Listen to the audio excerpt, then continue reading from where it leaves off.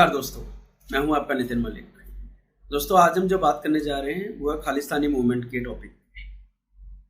हम थोड़ा सा हिस्ट्री में जाएंगे, उसके बाद ग्रेजुअली जो मॉडर्न डे में जो खालिस्तानी मूवमेंट के कारण जो फॉल्ट लाइंस पैदा हुई हैं इंडियन सिक्योरिटी के अंदर, राइट, उस पर डिस्कस करेंगे और इनके पीछे रियल में कौन लोग हैं। राइट, आई नो बहुत सारे लोग यही मानते हैं रियल में इसके पीछे मे बी कनाडा है, राइट, और या पाकिस्तान है। पर दोस्तों, सच्चाई समय के साथ चेंज हुई है। मैं ये नहीं कह रहा वो दो अब नहीं है, वे तो हैं ही, बट और भी मल्टीलेटरल प्लेयर इसमें ऐड हुए हैं जो इंडिया को अनस्टेबल देखना चाहते हैं। अब थोड़ा सा हिस्ट्री में जाते हैं ताकि हिस्ट्री से हम प्रेजेंट को हम कनेक्ट कर सकें, क्यों, कब, कहाँ, कैसे। जब तक वो आंसर नहीं मिलेंगे हम जो मॉडर्न ट्रूथ है उस तक नहीं पहुँच पाएंगे। तो शुरू करते हैं शुरू से। 1947 में हमारा कंट्री आज़ाद हुआ था, राइट, और आज़ाद होने के बाद से ही जो सिख समुदाय है वो पंजाब को स्टार्टिंग से उनकी मांग थी इसको अलग अलग राज्य किया जाए। अलग राज्य, मैं राज्य की बात कर रहा हूँ, कंट्री की नहीं। तभी कोई खालिस्तान का ऐसा मूवमेंट नहीं था। तो अलग राज्य है मतलब सिर्फ पंजाबियों के लिए। आपको माइंड हो, राइट, अभी उस वक्त हरियाणा भी पंजाब का ही पार्ट था। तो 1962 की वॉर के बाद ये डिमांड और ज़्यादा स्ट्रांग हुई और 66 में, नवंबर 66 में पंजाब को अलग कर दिया गया, हरियाणा अलग हो गया। राइट, अब पंजाब सिर्फ पंजाबी भाषियों के लिए उस टाइम बना दिया गया था। अब उस टाइम पंजाब में अकाली दल की पार्टी थी जिन्होंने इस पंजाब के नाम पे ही, पंजाबियत के नाम पे जो स्टेट बना, उसका उन्होंने फुल क्रेडिट लिया, पॉलिटिकल क्रेडिट, कि देखो हमने आपके लिए पंजाब का नया स्टेट बना दिया सिर्फ पंजाब वालों के लिए। और इसका उनको बहुत फ़ायदा भी हुआ। इलेक्शन के अंदर वो सरकार, रूलिंग पार्टी में वे लोग जीतते रहे, इलेक्शन में जीतते रहे, रूलिंग पार्टी के तौर पे वे पंजाब पे शासन करते रहे। कोई बात नहीं, सब ठीक चल रहा था। बट पॉलिटिक्स है, पॉलिटिक्स हमारा रंग दिखाए बिना कहाँ मानेंगे। तो दूसरी पार्टी कौन थी? कांग्रेस, वही पुरानी कांग्रेस जो इंडिया में 90% मुद्दों की जड़ है कांग्रेस। राइट, मैं ये नहीं कह रहा कुछ काम नहीं किया, उन लोगों ने काम भी किया, बट जितना काम किया उससे ज़्यादा हमारी हिस्ट्री में उन लोगों ने मतलब गड्ढे खोदते गए हैं, प्रॉब्लम खड़ी करते गए हैं। और वो प्रॉब्लम आज बढ़ के इतनी बड़ी हो गई है कि आज भी 76 ईयर ओल्ड इंडिया और भारत आज भी उन गलतियों की कीमत चुका रहा है। समझते हैं कैसे? अब कांग्रेस को लगा कि भाई ये हम तो इलेक्शन में जीत नहीं पा रहे हैं, सारा क्रेडिट तो ये ले गए। तो कांग्रेस ने प्लान बनाया कि पंजाब में सिख तो अकाली को वोट देते हैं, हिंदू भी अकाली को वोट देते हैं। अब हिंदू माइनॉरिटी में है तो हिंदुओं को थोड़ा सा डराया जाए।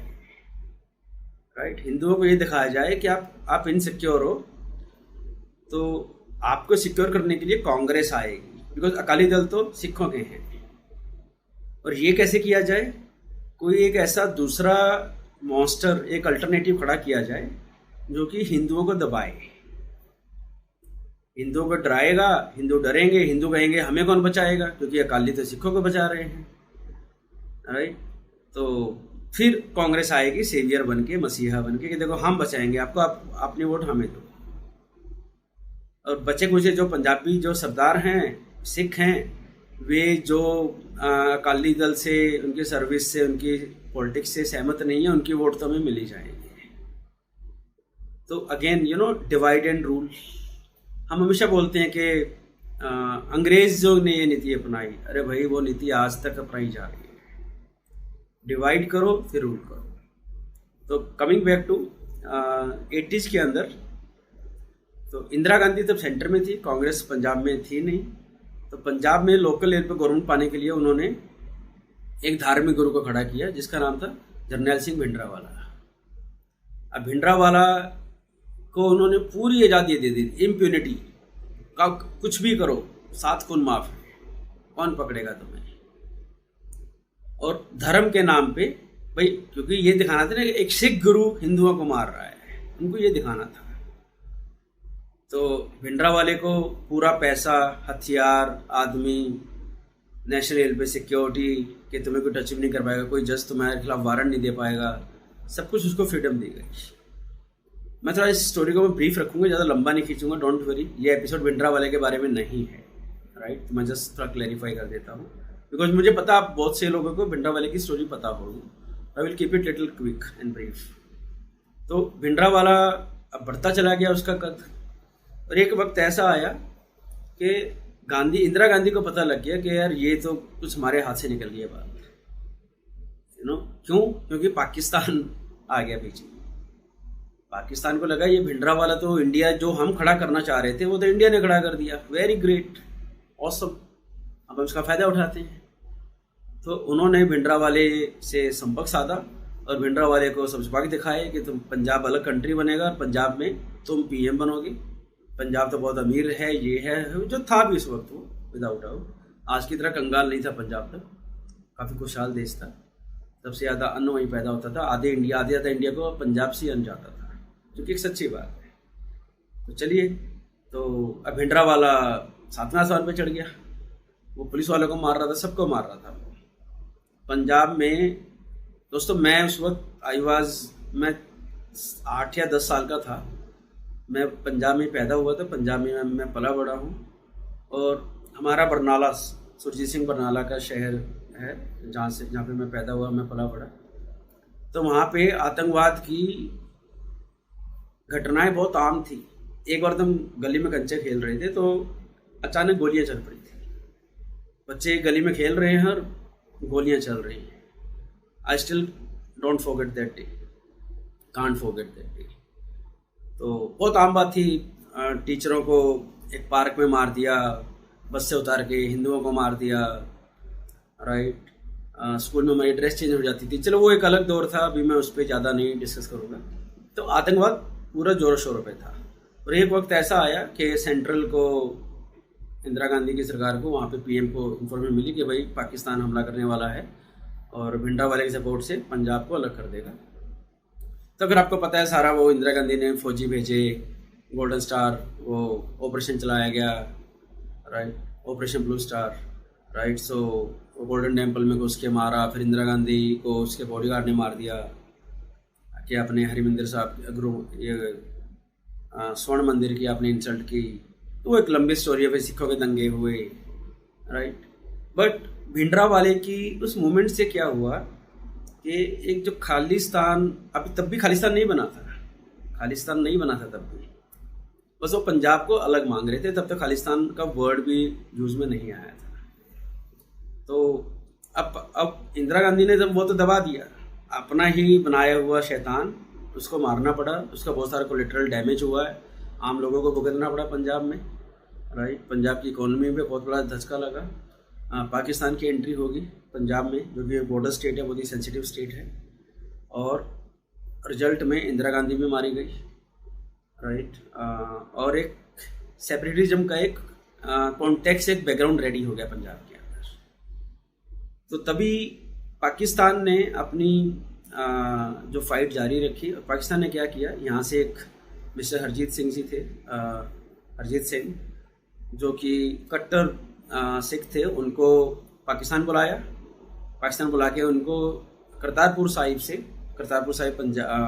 पाकिस्तानी पंजाब में है, यहाँ पे गुरु नानक देव जी का बर्थ हुआ था। तो वहाँ पे उनको उनकी जो मेन गुरबाणी इनको दी, और उनको जैसे मुसलमान में होता है ना खलीफा बना देना, तो उनका गुरु बना दिया सिखों को, भाई तुम हो गुरु, और उसको लेके उसको पूरा पैसा दिया, सपोर्ट दिया, राइट। उसको यूके लेके गए, उसको न्यूयॉर्क लेके गए, उसको यूरोप में लेके गए, वहाँ के सारे मीडिया से मिलाया, वहाँ के जो गुरुद्वारों के प्रबंधक थे उन सबसे मिलवाया, और उसका एक नेटवर्क रेडी किया, राइट। ये यहाँ तक स्टोरी एक्सपेक्टेड चल रही है, बिकॉज आई नो कि आप लोग बोलोगे हाँ पाकिस्तान की एंट्री होनी थी, नेचुरल है। और दोस्तों वहाँ से पाकिस्तान के साथ कौन कौन जुड़ता गया? USA, UK and Canada, right. USA की CIA 1984 से 1980 से लेके 82 से लेके 84 के बाद से भारत में खालिस्तानी मूवमेंट को सपोर्ट करने के लिए बहुत ज़्यादा एक्टिव हो गई थी। आप CIA.gov .org आप जाएंगे ना, उनकी वेबसाइट पे जाके देखिए आप, ये डॉक्यूमेंट पहले क्लासिफाइड थे, अब उन्होंने वो रिलीज भी कर दिया कि हाँ CIA इन्वॉल्व थी खालिस्तानी मूवमेंट को भड़काने के अंदर। उनका फुल सपोर्ट था पाकिस्तान को, उस वक्त पाकिस्तान और USA एक साथ थे। तो और तब इंडिया की, बिकॉज इंडिया रूस का फ्रेंड था, रशिया का, सोवियत यूनियन था तब उस वक्त, रशिया नहीं था, तो अमेरिका पाकिस्तान के पाले में था, तो इसलिए इंडिया और USA की कभी नहीं बनती थी, राइट। तो CIA का फुल सपोर्ट था, तो CIA ने UK के अंदर इनका फुल नेटवर्क बनने में हेल्प की, और UK USA का चमचा है। आप शुरू से लेके हिस्ट्री उठा लीजिए पिछले 200 साल की, जब से USA आया है, USA पावरफुल है, UK वही करता है जो USA बोलता है, UK उसके बाहर जा ही नहीं सकता। और वही अब कनाडा के लिए हुआ है, काफ़ी हद तक यूरोप के लिए भी था, बल्कि यूरोप धीरे धीरे ट्राई कर रहा है अलग होने की, अभी पिछले 1 से 2 साल में थोड़ा सा वो मूव कर रहे हैं, बट वो एक अलग टॉपिक है, उस पर फिर कभी वीडियो बनाएंगे। Coming back to fault lines, अब इंडिया ने जब वो 84 में वो दंगे हुए और खालिस्तानियों को भगा दिया, मार दिया, तो इंडिया में तो दोस्तों खालिस्तान की जो मूवमेंट थी ना, वो दम तोड़ चुकी थी, वो दम तोड़ चुकी थी। यहाँ पे यह नक्सलवाद ज़्यादा बढ़ गया था छत्तीसगढ़ में, अभी वो काफ़ी तक कंट्रोल में है किसी तरह से, राइट। कभी कभी वो भी अपना सिर उठा लेता है, नक्सलवाद का सांप, राइट। तो इधर पंजाब में सेपरेटिज्म की थोड़ी दबी हुई थी, लोगों में कोई सेंटिमेंट नहीं है। पंजाब के लोगों में, जो पंजाबी ऑल ओवर इंडिया रहते हैं, पंजाबी जो अब्रॉड रहते हैं, majority of Punjabi 90% they don't believe in कि भी हमें सेपरेट चाहिए, हम इंडिया का पार्ट बन के खुश हैं। बट अब इंडिया जो ग्रो कर रहा है ना, इंडिया जो पिछले 2000 मैं ये नहीं बोलूँगा 2014 के बाद ही ग्रोथ हुई है, इंडिया की ग्रोथ 2002-2003 के बाद स्टार्ट हो गई थी, क्योंकि 92 में हमने अपनी इकोनॉमी को ओपन किया था, राइट। हमने बाहर की इन्वेस्टमेंट को अलाउ किया, तो उससे पहले इंडिया क्लोज इकोनॉमी थी। तो PV नरसिम्हा राव जी के नेतृत्व में मनमोहन सिंह जी जो उस टाइम फाइनेंस मिनिस्टर थे, उन्होंने इंडियन इकोनॉमी को ओपन किया, FDI, right, foreign direct investment को इन्वाइट किया, और इंडिया में बहुत कॉल सेंटर, सब बड़ी बड़ी कंपनियाँ, कोका कोला, सब अब वापस आ गए, इन्वेस्टमेंट बढ़ा, इंडिया ग्रो कर रहा था। पर तब तक इंडिया अपने आप को असर्ट नहीं कर रहा था। एक होता ना कि मैं भी कुछ हूँ, ऐसे कैसे तो मुझे बोल सकता है, जो आज इंडिया कर रहा है तब नहीं करता था इंडिया। उसमें एक रीजन ये था कि इंडिया की ग्रोथ उतनी ग्रेट नहीं थी, राइट। इंडिया बड़े सपने नहीं देख रहा था, इंडिया बस कंसिस्टेंटली अपने मोमेंटम को बिल्ड कर रहा था। तब मनमोहन सिंह जी की सरकार थी, तब अच्छी खासी ग्रोथ हुई। फिर 2008 में रिसेशन आया, थोड़ा सा मार्केट फिर गिरी थी पूरे वर्ल्ड की, इंडिया भी डाउन पड़ा था, राइट। तो उसके बाद ग्रेजुअली काम तब भी हुआ। अब फिर मोदी जी आए 14 के अंदर, अब 14 से 23 तक क्या है, ग्रोथ की स्पीड बढ़ गई। स्पीड बढ़ने के मल्टीपल रीजंस हैं। एक रीजन तो यही है कि भाई सरकार की विल पावर, सरकार बहुत जल्दी में है, वो जल्दी चीज़ें करना चाह रही है, बिकॉज पिछले 40-50 साल में, 60 साल में उतना काम नहीं हो पाया। काम हुआ, मैं अगेन बार बार बोलता रहता हूँ, काम हुआ, बट स्पीड बहुत ही कम थी। इंडियन का पोटेंशियल बहुत ज़्यादा है, इंडिया का पोटेंशियल बहुत ज़्यादा है, भारत का, बट वो पोटेंशियल को यूटिलाइज नहीं किया गया। मोदी जी आए, मोदी जी ने फॉरेन पॉलिसी को टाइट किया, सारे मुसलमान कंट्रीज़ को अपने साइड में किया, बिजनेस के साथ, पॉलिसी के साथ, अच्छे रिश्तों के साथ, राइट। क्योंकि पैसा सबको अच्छा लगता है भाई, तो पैसा मुस्लिम कंट्री को अच्छा लगेगा, उनको बिजनेस मिलेगा, उनको वर्कफोर्स मिलेगी, वर्कफोर्स इनके पास है नहीं, स्किल्ड वर्कफोर्स वो इंडिया से जाती है सारी। UAE, सऊदी में, बहरीन में, जितने भी मिडल ईस्ट कंट्रीज हैं, वहाँ पे जो हाई पोस्ट हैं, स्किल्ड पोस्ट हैं, उस पर इंडियन बैठे हुए हैं, और जो लो लेवल की पोस्ट हैं, मैनुअल वर्क लेवल की पोस्ट है, वहाँ पे सारे पाकिस्तानी, बांग्लादेशी हैं। आप कभी भी उठा के देख लीजिए, चाहे पाकिस्तान की वीडियो देख लीजिए, वो भी यही बोलते मिलेंगे आपको। तो हमारा स्ट्रॉन्ग रिलेशनशिप बन गया मिडल ईस्ट से, ग्रोथ बढ़ गई। इंडिया 5 ट्रिलियन इकोनॉमी के लिए ट्राई कर रहा है। 2027 का टारगेट रखा है मोदी जी ने, 27 से 30 के बीच में, राइट। जो मुझे लगता है वो अचीव कर जाएंगे बड़ी आसानी से। और मैकेंजी ने बोला है कि भाई हम 2070 तक हम इंडिया की, वर्ल्ड की सेकंड इकोनॉमी बन जाएंगे। तो इंडिया का ग्रोथ हुआ, राइट। बट इंडिया ग्रोथ क्या था, इंडिया ने अपने आप को असर्ट करना स्टार्ट किया। असर्ट करना मतलब भाई मैं भी कुछ हूँ, I am not a push over any more, तुम ऐसे नहीं आओगे धक्का मारोगे निकल जाओगे आगे, अब नहीं चलेगा वो। इंदिरा गांधी भी पुश ओवर नहीं थी। इंदिरा गांधी मुझे यूएसए के उनके प्रेसिडेंट का नाम याद नहीं है अभी, किसिंगर थे और एक और थे, राइट। उनको वो बढ़ चढ़ के जवाब देती थी, बट एक ओरली जवाब देना, राइट, और एक पैसों से इकोनॉमी से अपनी माइट दिखाना, दोनों में बहुत फर्क है यार।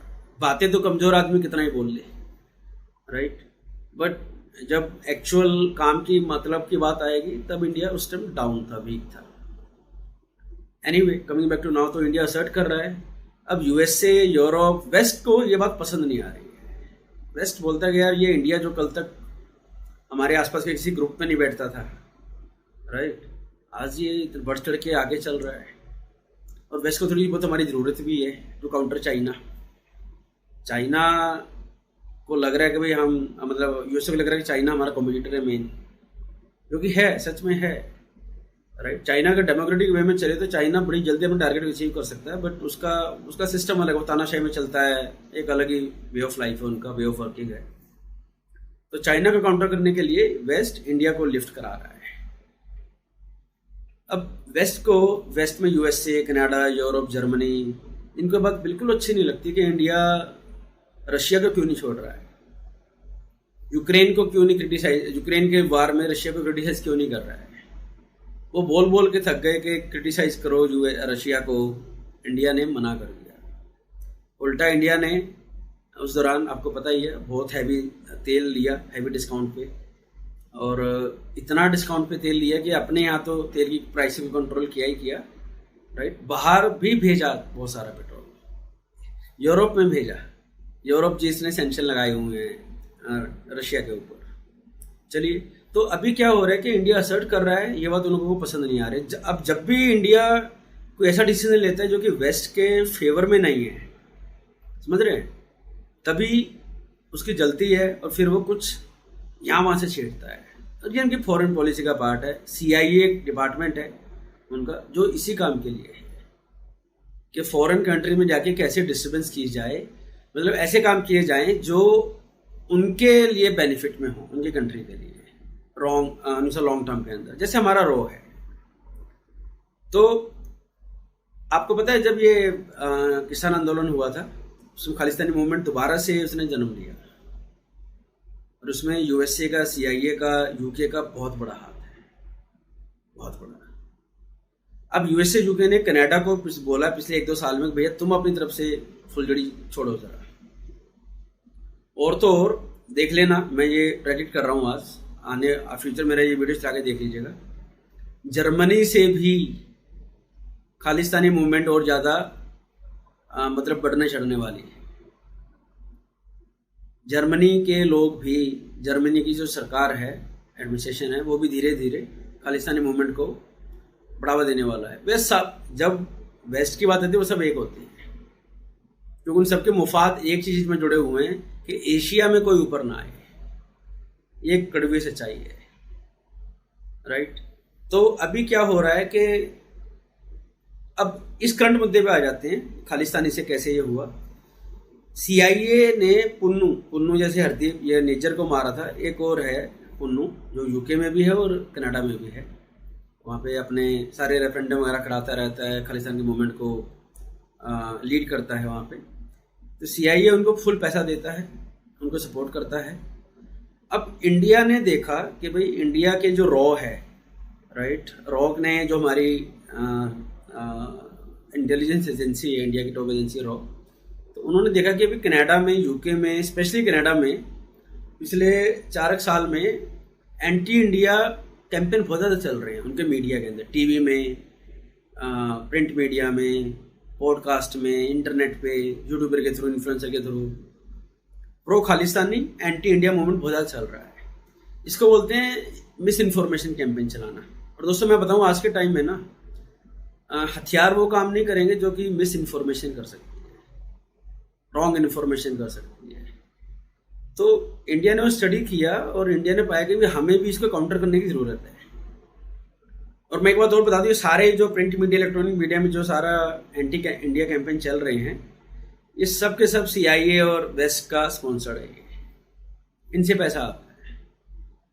तो इंडिया ने अपने एक इंटेलिजेंस ऑफिसर को भेजा, पवन राय जी, जिनको अभी कनाडा ने एक्सपेल किया है। तो ये एक रूल है कि हर एम्बेसी में आप अपना इंटेलिजेंस का एक ऑफिसर अपॉइंट कर सकते हो। कनाडा ने भी हमारे यहाँ किया हुआ है, मिस्टर ओलिवर, जिसको हमने एक्सपेल कर दिया है, राइट। हर कंट्री में आपका एक इंटेलिजेंस ऑफिसर हो सकता है assign, nothing wrong with that. तो हमने पवन राय को असाइन किया। पवन राय पंजाब के आईपीएस ऑफिसर रहे हैं 84-86 के बैच के। उनकी खालिस्तान पे, पंजाब टेररिज्म पे बहुत अच्छी कमांड है, नॉलेज है, पकड़ है। उनको पता है इनसे कैसे टैकल करना है। और वो पुराने x raw chief mister Hemant के भी जानकार रहे हैं, उनसे भी काफ़ी उनको हेल्प मिलती रही है। तो इंडियन गवर्नमेंट ने, मोदी ने मिस्टर पवन को वहाँ पे असाइन किया कनाडा के अंदर। और उनका ये काम था कि भाई आप जाओ और वहाँ पे जो मिस इन्फॉर्मेशन कैंपेन उसको काउंटर करो। उसको हम लॉबिंग बोल देते हैं, इंग्लिश वर्ड है लॉबी करना। मतलब मैं इंडिया के लिए लॉबी कर रहा हूँ, मतलब मैं ऐसी चीज़ें कराऊंगा वहाँ पे जो इंडिया के इंटरेस्ट में हो, जो कि लीगल होंगी, इलीगल नहीं। लॉबिंग हमेशा लीगल टर्म में आता है दोस्तों। तो उसने वहाँ के जो पॉलिटिशियन हैं, मीडिया वाले हैं, उनसे बात की, एक दो एडिटर को पकड़ा, राइट, उनसे उनको असाइन किया भाई आप for India, pro India campaign चलाएं। अब वही एडिटर, वही जो पॉलिटिशियन थे, वो चाइना से भी बात कर रहे थे। तो उन्होंने बताया कि इंडिया ये कर रहा है, राइट, जो कि फुल्ली लीगल है, एज लॉन्ग एज आप एंटी कनाडा कैंपेन नहीं चला रहे हो, वो जो इलीगल होगा कनाडा में रह के, राइट, किसी कंट्री में रह के उसके खिलाफ कैंपेन नहीं चलाना चाहिए, जो कि इलीगल पार्ट है, चाहे छुप के चाहे सामने से। जो हम नहीं कर रहे थे, हम प्रो इंडिया की इमेज वहाँ पे रख रहे थे। तो इन्होंने बताया कि भाई चाइनीज पॉलिटिशियन ने बताया, डिप्लोमेट ने, कि भाई आपके यहाँ तो इंडियन डिप्लोमेट ने ऐसे ऐसे हायर किया हुआ है। तब इनको लगा यार ये तो हमारे खिलाफ कर रहे हैं। इन्होंने वो फाइल देखी कि हाँ ये कैसे प्रो इंडिया कैंपेन चला रहे हैं। इसमें इन्होंने, और कहीं कोई ऐसा प्रूफ नहीं था कि निज्जर को पवन राय के थ्रू मरवाया गया है, ऐसा कहीं कुछ नहीं था। हाँ, प्रो इंडिया कैंपेन के प्रूफ हैं जो कि ओपनली हैं। आप कैंपेन गुफा में जाके तो नहीं चलाओगे ना, टीवी पे चलाओगे आप, राइट। उसके लिए अगर इंडियन एम्बेसी पैसा दे रही है, व्हाट्स रॉन्ग विद दैट। तो उन्होंने क्या किया, अच्छा अब इंडिया को कैसे, इसी फोर्थ लाइन को बेनिफिट कैसे उठाया जाए, इसको दबाया कैसे जाए। बिकॉज अभी इंडिया ने 45,000 करोड़ के होमोजेनस हथियारों का वो लिया है, ऑर्डर दिया है। अब हम अपने हथियार बना रहे हैं। मेक इन इंडिया के लिए हम टेक्नोलॉजी ट्रांसफर मांग रहे हैं यूएस से, इसके बिना हम डील नहीं करते हैं। राफेल हमने इनसे लिए, यूरोप से, राइट। अमेरिका अपनी सड़ी गली पैट्रियट वाली मिसाइलें भेजना चाह रहा था, तो हमने वो नहीं लिया, हमने S-4 लिया, S-400 रशिया से। अभी हमने रशिया से दोबारा सुखोई वाले तेजस मिग प्लान लिए हैं, जो उनके साथ मिलकर बना रहे हैं, इंडिया में बनेंगे वे। तो उनको जब हम किसी और देश से जो उनके खिलाफ है वेस्ट के, उनसे हम डील करते हैं, इनको खुजली उठती है। और फिर ये ढूंढते हैं फॉल्ट लाइन कहाँ पे है, राइट। तो फॉल्ट लाइंस अभी जो इंडिया की इमीडिएट जो बाहर अवेलेबल है वो कौन सी है, खालिस्तान। हालांकि इंडिया के अंदर खालिस्तान का कोई सपोर्टर नहीं है, ठीक है। कनाडा में भी मेजोरिटी ऑफ द बहुत सर्वे होते हैं, वे कुछ पूछते भी नहीं है उसको, राइट। और वहाँ पे खालिस्तान भी कैसे काम करता है, बड़ा उनका मैं बताता हूँ नेटवर्क कैसे फैलता है। जितने सिंगर हैं, even in Punjab also, Canada में जितने सिंगर हैं, सिंगर को हायर करते हैं कल्चरल सॉफ्ट पावर को विल्ड करने के लिए। वो सिंगर्स को, म्यूजिशियन को, डांसर को, इनको खूब पैसा देते हैं, इनकी कैसेटें बनाते हैं, राइट। सिद्धू मूसेवाले के गाने सुन लीजिए आप, उसका जो वो अनफॉर्चुनेट था, और उसके गाने देखिए, वो पूरी तरह से सेपरेटिज्म को सपोर्ट करते हैं, ये खालिस्तान को सपोर्ट करते हैं, इंडिया से अलग होने को सपोर्ट करते हैं पंजाब को। ये सारा जो गन कल्चर है गानों में, पंजाबी गानों में, ये कहाँ से आया है, ये खालिस्तान की देन है। आप 80 से पहले के सॉन्ग उठा के देखिए, 85 के सॉन्ग, 90 के सॉन्ग उठा के देखिए। मैं खुद पंजाब में बताया ना, मैं वहीं पे पला बड़ा, मेरी एजुकेशन 12th तक वहीं पे हुई है। किसी भी गाने में एक भी गन, दारू, इन सब चीज़ों की बात नहीं होती थी। और अभी तो पीछे जाके हो गया था 2018, 19, 20 में तो कि खुलेआम पंजाब को अलग करने की बातें होती थी। ये सब एक, मैं बताऊँ, ये एक पूरा नेटवर्क होता है। कोई भी लड़ाई सिर्फ हथियार से नहीं जीती जाएगी। वैसे वो जीत भी नहीं सकते हथियार से, इंडिया स्टेट की माइट बहुत स्ट्रांग है, बट वो सॉफ्ट पावर को विल्ड करने की ट्राई करते हैं, कल्चरल एस्पेक्ट को हाईलाइट करते हैं, राइट। ये सारी चीज़ें, अभी आपने सुना होगा एक कैनेडियन सिंगर है शुभ, उसका इंडिया मुंबई में प्रोग्राम होना था और वो प्रोग्राम इंडिया ने कैंसिल कर दिया है क्योंकि काफ़ी विरोध हुआ। उस भाई साहब ने क्या किया, इंडिया का एक मैप रिलीज़ किया है अपने ट्विटर पे, जिस पे वो लिटरली बता रहा है कि Kashmir, Punjab, north east states, Manipur, Meghalaya, ये सब, ये अरुणाचल प्रदेश, ये सब हमारा पार्ट है ही नहीं, ये सब हमारा पार्ट है ही नहीं। अब बताओ ऐसे इंडियन को क्या करें? मैं तो उनको इंडियन मानता ही नहीं हूँ, राइट। वे आतंकवादी हैं, दैट्स ऑल, सेपरेटिज्म को प्रमोट कर रहे हैं। और ये कैसे खालिस्तानी है? मतलब मैं ये मानता हूँ, अगर मैं हरियाणा में रह रहा हूँ, दिल्ली में रह रहा हूँ, मैं पंजाब में रह रहा हूँ, अगर मुझे पंजाब को अलग करवाना, मैं पंजाब में रह के सरकार से बात करूंगा ना, या कोर्ट में जाऊंगा, अपना केस लड़ूंगा, मैं भूख हड़ताल करूंगा, मैं लोगों को इकट्ठा करूंगा, मैं रैली निकालूंगा। सारे पीसफुल पॉलिटिकल वेज हैं प्रोटेस्ट दिखाने के, अपनी डिमांड मांगने के, राइट। ना कि हथियार लेके चलना, थाने पे अटैक कर देना, जो कि अमृतपाल सिंह ने किया। अमृतपाल सिंह भी उसी खालिस्तानी नेटवर्क का एक छोटा सा हिस्सा था, जिसको दुबई से उठा के, ट्रकर था वो, बातें रट्टा रटाई करा के 6 मिनट ट्रेनिंग दे के यहाँ पे इंडिया में पैरा ड्रॉप करा दिया था उसको।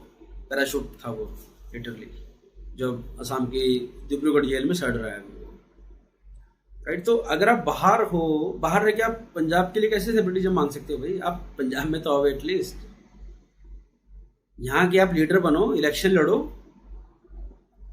राइट। मोदी जी ने डिमोनेटाइजेशन किया, क्यों कर पाए वो? क्योंकि लोगों की मैंडेट थी उनको। जिस दिन किसी और को मैंडेट मिल जाएगी, पावर मिल जाएगी पीएम की, सीएम की, वो एक्शन कर सकता है अपने। लोगों की मैंडेट है भाई उसको। आप आओ, लोगों का दिल जीतो, अपने आप को प्रूव करो, इलेक्शन लड़ो, पावर में आओ और बढ़ो आगे। कौन मना कर रहा है? बट बाहर से रह के, और खास करता है जो आपका कोई बेस ही नहीं बचा है, राइट। तो दोस्तों ये बात समझ लीजिए, हमारे दुश्मन, किसी भी देश के दुश्मन, जो उसके अंदर के एनिमी होते हैं ना, दुश्मन होते हैं, वो ज़्यादा खतरनाक होते हैं और बाहर के लोग उसका फ़ायदा उठाते हैं। तो ये एक नॉर्मल लाइफ का वे है। अगर आप तरक्की कर रहे हो, लोग आपसे जलेंगे, खासकर जो आपसे ज़्यादा पावरफुल हैं, वो आपको दबाने की ट्राई करेंगे, राइट। क्योंकि ह्यूमन इंडिविजुअल लेवल पे जो बिहेवियर है, वही कंट्री लेवल पे रहता है। कंट्री लेवल पे क्या है, सेम ही चीज़ें तो होती हैं, राइट। कोई मुझे मारता है, मैं उसको मारता हूँ, कोई मेरा नुकसान करता है, मैं उसका नुकसान करता हूँ। वही इंडिया, कनाडा कर रहे हैं अभी। बस यूएस से इतना स्मार्ट है, वो हमेशा या तो पाकिस्तान को आगे रखता है या वो कनाडा को आगे रखता है, ठीक है। तो यूएसए से अभी तक हम बहुत संभल के चल रहे हैं, आगे और संभल के चलने की ज़रूरत है। उनको कभी फेस वैल्यू पे ना लें, उनकी तो हिस्ट्री भरी पड़ी है धोखा देने की बहुत सारे कंट्रीज़ को, राइट। यस, इक्वल लेवल पे हम जो रिलेशनशिप बनाए, ग्रेट है। और जहाँ पे हमें लगता है कि वो स्ट्रिंग पुल कर रहे हैं, we need to tell them very clearly. So दोस्तों, उम्मीद करता हूँ आपको ये वीडियो अच्छा लगा होगा। If you like the video, like the content, then please like, comment and subscribe. उसको शेयर भी ज़रूर करें और हम जल्दी मिलते हैं अगले वीडियो में एक नए टॉपिक के साथ। थैंक यू दोस्तों।